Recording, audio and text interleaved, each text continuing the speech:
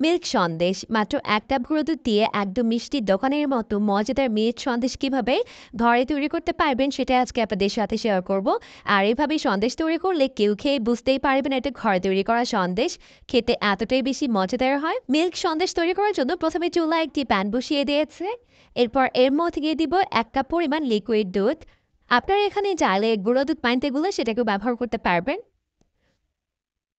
তো দুধটাকে জাল করতে করতে যখন এরকম ফুটতে শুরু করবে ওই পর্যায়ে দিয়ে দিলাম ২টি এলাচ ফ্লেভারের জন্য। আর দিয়ে দিচ্ছি হাফ কাপ পরিমাণ চিনি। আমি হাফ কাপ থেকে প্রায় ৩ টেবিল চামচ পরিমাণ চিনি রেখে দিয়েছে।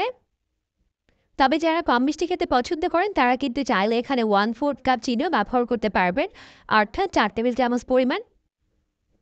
তো জাল করার এই পর্যায়ের মধ্যে দিয়ে দিলাম হাফ চামচ পরিমাণ ঘি। এখন ঘি যখন ভালোভাবে মিশে গেছে তখন আমি এর মধ্যে অ্যাড করে দিচ্ছি ১ কাপ পরিমাণ গুঁড়া দুধ। দিয়ে খুব ভালো করে এখন এটাকে নেড়েচেড়ে মিশিয়ে নিতে হবে। এই পর্যায়ে চুলার আঁচটিকে মিডিয়াম ফ্লেমে রেখে এটাকে অনবরত নেড়েচেড়ে জাল করে ঘন করে নিতে হবে। এই পর্যায়ে কিন্তু এটাকে হাই ফ্লেমে জাল করা যাবে না, তাহলে কিন্তু নিচ থেকে লেগে যেতে পারে। তো এইভাবে অনবরত নেড়েচেড়ে জাল করে এটাকে এরকম ঘন করে নিতে হবে। তো দেখতেই পাচ্ছেন এটা কিন্তু ঘন হতে শুরু করেছে। তো নাড়তে নাড়তে দেখা যাবে একটা পর্যায়ে এটা এরকম ঘন আঠালো ক্রিমের মতো হয়ে গেছে আর এভাবে প্যানের গা ছেড়ে আসছে।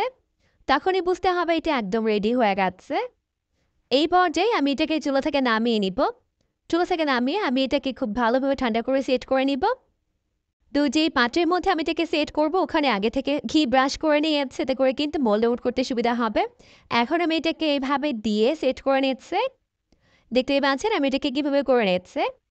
তো এইভাবে চেপে চেপে এটাকে সেট করে নিতে হবে।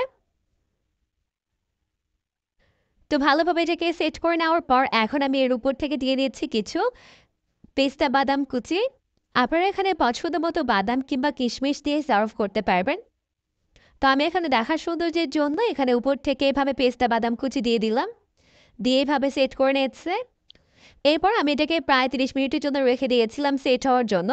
এখন ভালোভাবে সেট হয়ে গেছে। এবার আমি এটাকে এভাবে কেটে নিচ্ছি।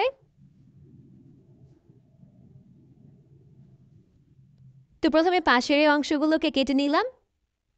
এরপর আমি এটাকে এভাবে লম্বালম্বি করে স্লাইস করে নিচ্ছি। তো এখন কিন্তু আমাদের সন্দেশগুলো কেটে নেওয়া হয়ে গেছে। দেখতেই পাচ্ছেন লুকটা কত বেশি ইয়াম্মি হয়েছে। খেতে কিন্তু ভীষণ মজার হয়েছে। আর এইভাবে সন্দেশ তৈরি করলে কেউ খেয়ে বুঝতেই পারবে না এটা ঘরে তৈরি করা সন্দেশ এতটাই বেশি মজাদার হয়। আশা করছি রেসিপিটি আপনাদের কাছে ভালো লেগেছে। এরকমই সমস্ত নতুন রেসিপি প্রতিদিন পেতে অবশ্যই পেজটিকে ফলো দিয়ে রাখবেন। পরবর্তী ভিডিও দেখার আমন্ত্রণ জানিয়ে আজকের মতো এখানেই বিদায় নিচ্ছি। সবাই অনেক অনেক বেশি ভালো থাকবেন। আল্লাহ হাফিজ।